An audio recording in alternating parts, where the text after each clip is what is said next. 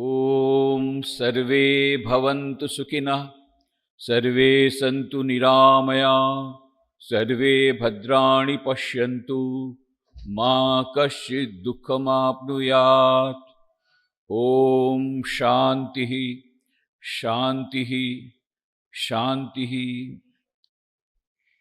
Lord, let all be happy, let all be healthy, let all attain goodness, let none get misery. Om, peace, peace, peace.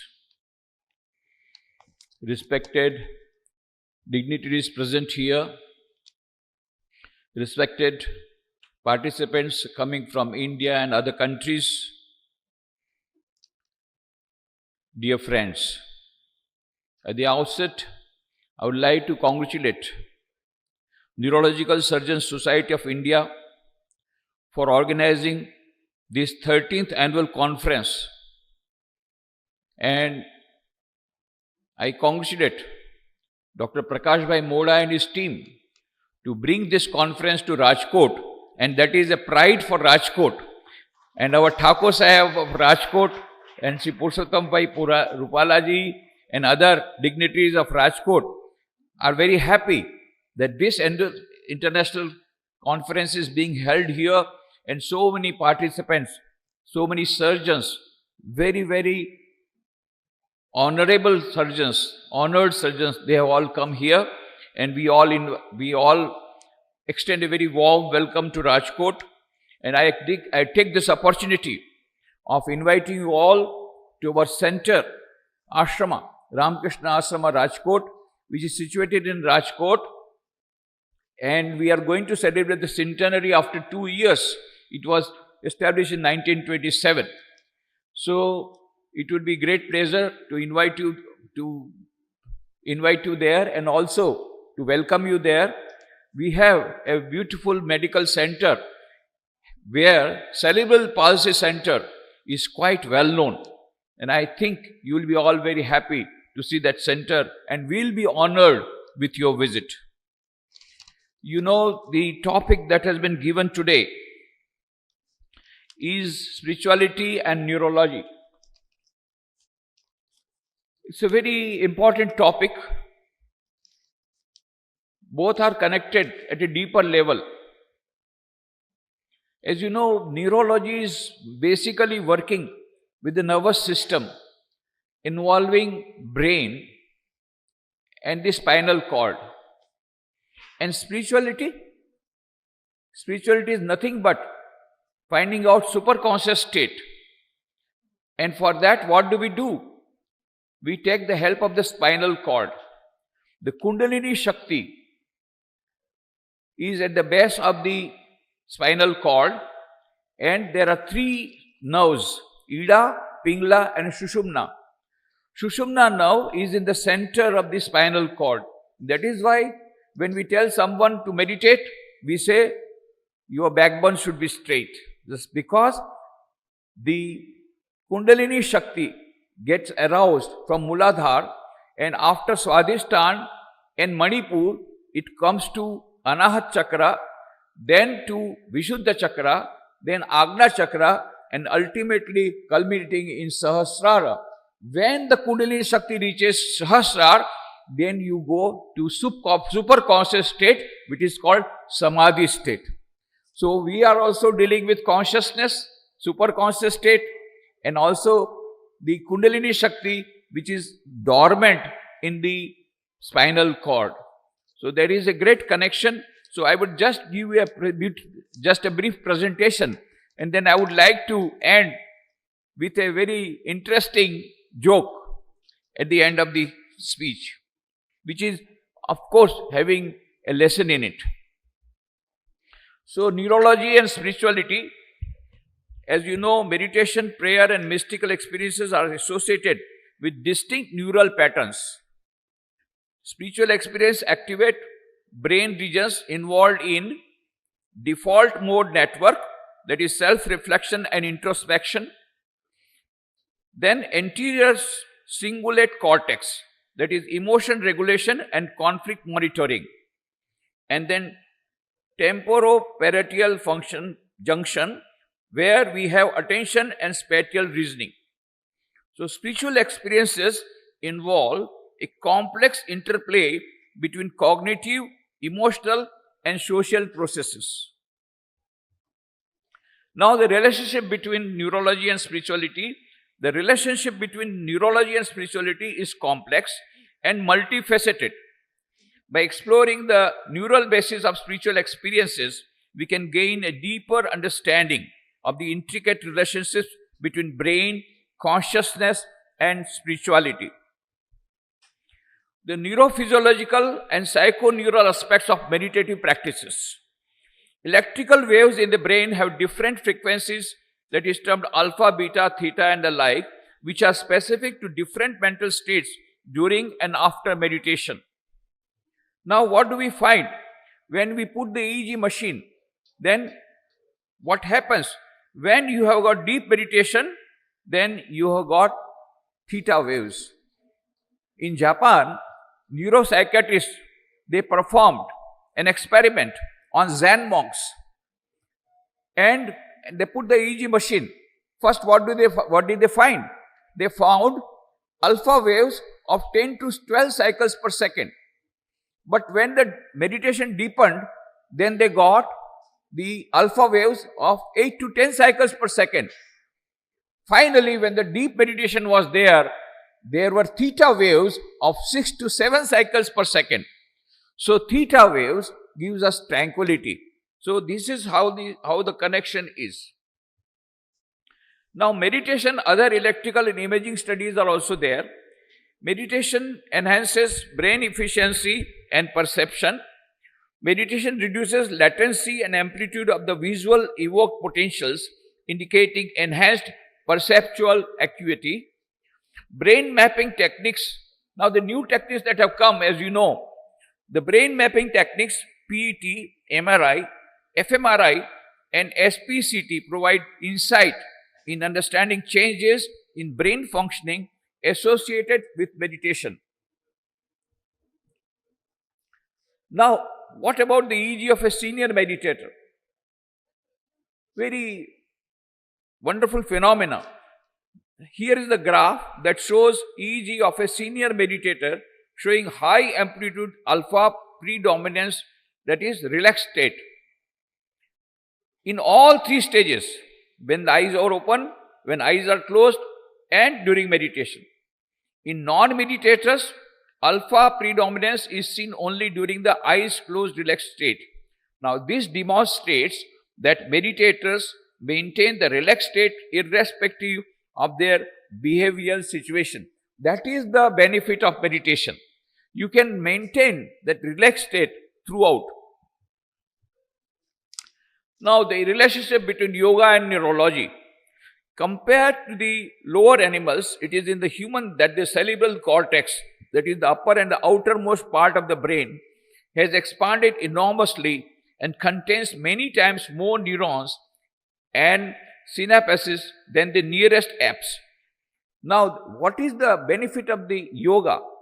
The practice of yoga further improves the functioning of the brain. Importance of yoga and meditation. Yoga leads to the superiority of the upper brain over the lower brain and thus removes fear, anger, hatred, etc. Yoga improves functioning of the brain. Yoga brings autonomic functions under cortex. Alteration of neurotransmitters and biogenic amines during deep meditation. Now, the latest discovery of neurology is SQ. Very fascinating study. As you know, intelligence quotient, everybody knows IQ. That is the faculty to solve logical or strategic problems. Higher the IQ, higher the intelligence. We know very well. Now, in 1990, Daniel Goleman made a research and found out EQ, emotional intelligence. And he said EQ is more important than IQ. Now, what is EQ? EQ gives awareness, that is emotional intelligence, gives awareness of our own and other people's feelings, provides empathy, compassion, motivation, and ability to respond to pain or pleasure. And what is spiritual intelligence? SQ, intelligence which enables us to address and solve problems of meaning and value, assess our course of action. SQ is foundation for IQ and EQ. SQ is our ultimate intelligence. There is a beautiful book by Dana Zohar. She is a professor in Oxford University. The name of the book is SQ, Spiritual Intelligence, the Ultimate Intelligence. What is IQ? IQ will tell you how to play the game of life. What is EQ? EQ will tell you how to play the game of life under changed circumstances with changed strategies. And what is SQ? SQ will tell you why to play the game of life. Why we are here on this earth. What is the purpose of life? That will be told by SQ. Now, computers have IQ, animals have EQ, but neither computers nor animals can ask why. Now, this is a special prerogative of human beings. So, in our Indian scriptures, it is told that only human beings can have spiritual knowledge. The other species cannot have spiritual knowledge. Now, what is the modern science telling? Only human beings can have SQ and no other species can have SQ. They can have IQ or EQ. What is the importance of SQ? Allows to be creative, to change rules and to alter situations, allows to judge situations and behave appropriately, allows to guide the situation. SQ operates out of brain's center from the brain's neurological unifying functions. SQ makes us the fully intellectual, emotional and spiritual creatures that we are. Now you must remember this. Many people confuse spirituality with religion. No. SQ is not about being religious. SQ has no necessary connection to religion. SQ may find expression through formal religion, but being religious does not guarantee high SQ. Religious people may have low SQ and atheists may have high SQ. Studies by psychologist Gordon Allport show more people have religious experiences outside the confines of mainstream religious institutions than within them. That is proof that religion is not spirituality. Sometimes it may be, but not necessarily so. Now, what is the neurological evidence of SQ? We are talking about SQ.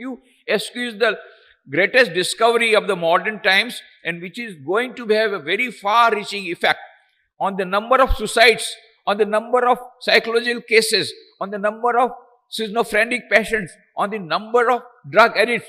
All this will go away if the people know what is the purpose of life and if they develop SQ. Neurologist V.S. Ramachandran and his team at the University of California in 1997 found a God spot in human brain.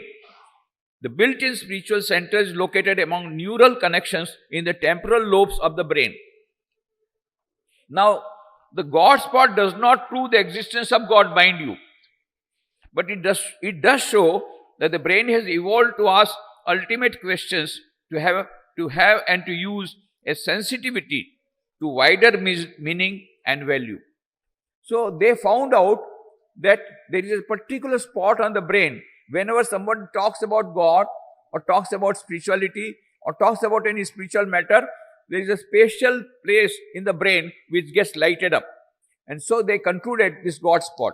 Earlier, they used to find out this only for epilepsy patient, but now they have discovered every human being has got that God spot.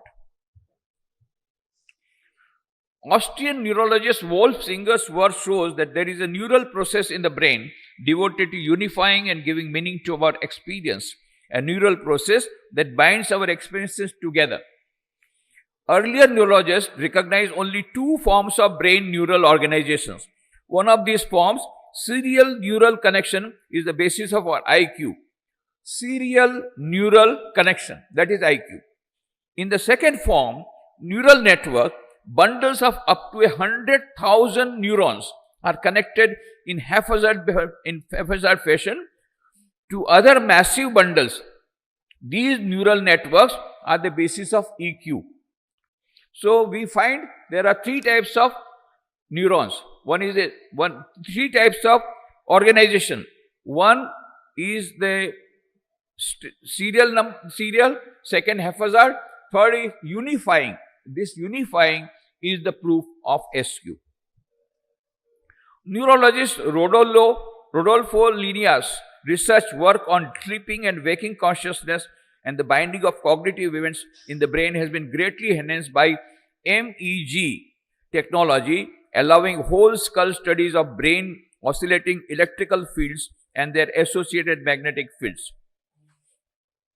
Harvard neurologist Terence C. Dickens' work shows that language is uniquely human, essentially symbolic, meaning-centered activity that co-evolved with rapid developments in the brain's frontal lobes, reinforcing SQ's role in seeking deeper understanding and purpose. So, what are the uses of SQ? Creativity and adaptability. SQ fosters flexibility, vision and spontaneity. Guidance and meaning. SQ helps navigate struggles and final purpose and find the purpose.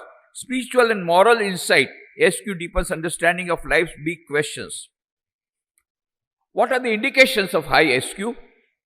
High SQ individuals are self-aware, adaptable, and able to face suffering and transcend pain.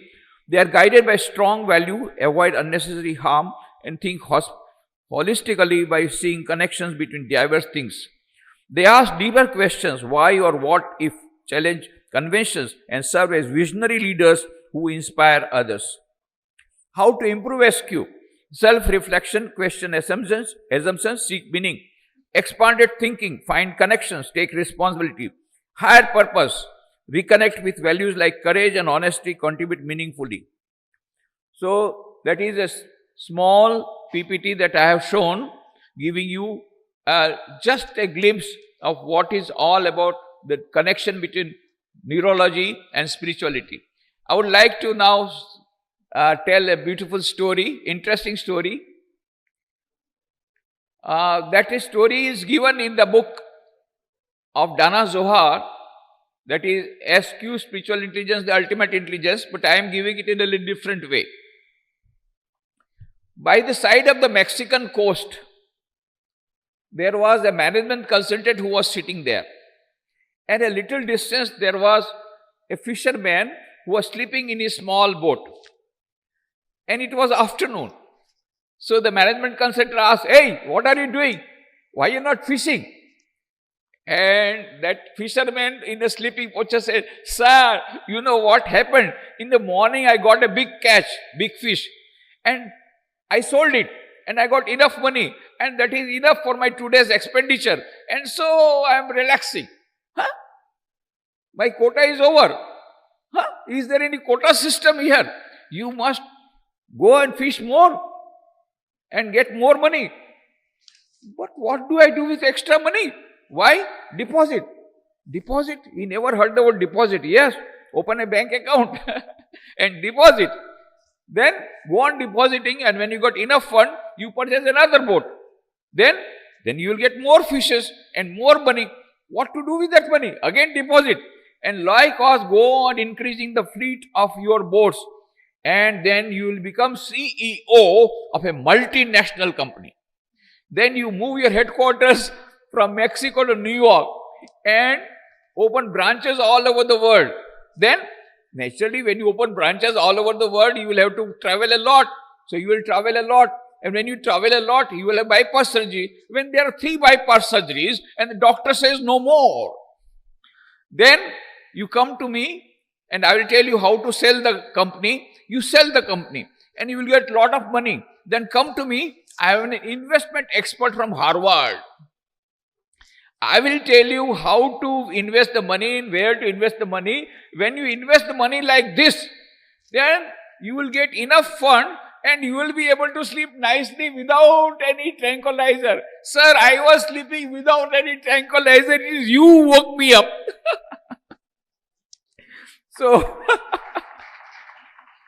So Dana Zohar says, this fisherman has got low IQ, doesn't know how to make money. This management consultant has got high IQ, he knows how to make money. But this fisherman has got high SQ, he knows the purpose of life is to have happiness and peace.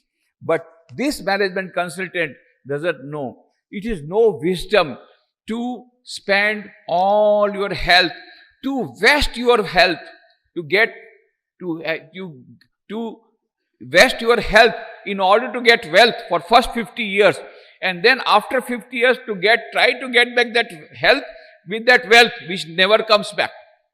So that doesn't mean we should not go for more money.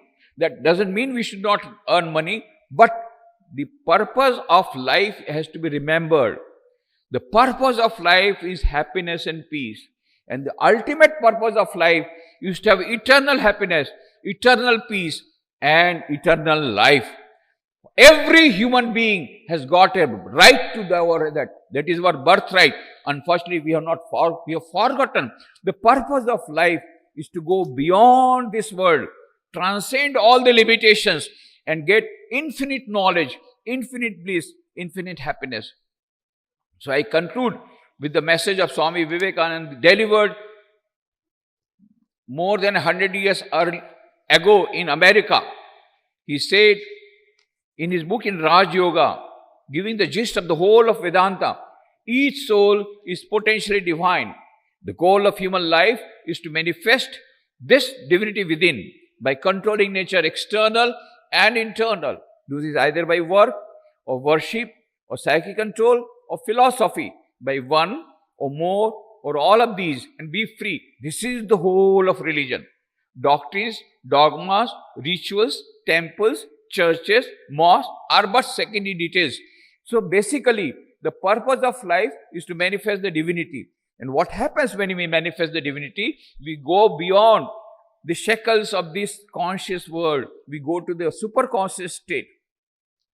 And there are 4 paths: Raj Yoga, Bhakti Yoga, Jnana Yoga and Karma Yoga. If we practice these 4 yogas in daily life, what will happen?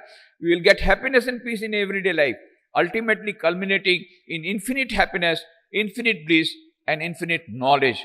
Let us all strive to get that SQ, spiritual intelligence, because we are all human beings. That is our birthright, and that is the great discovery and the great gift of neurology. Thanks to all the neurologists, thanks to all the scientists, thank you all of you for giving me this opportunity.